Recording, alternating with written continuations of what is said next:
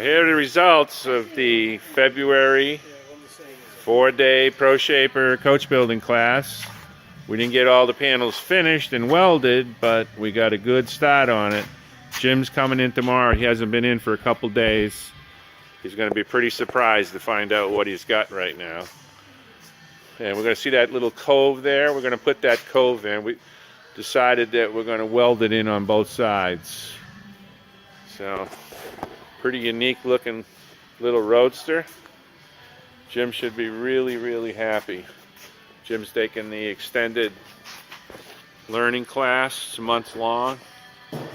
Find out more information at proshaper.com.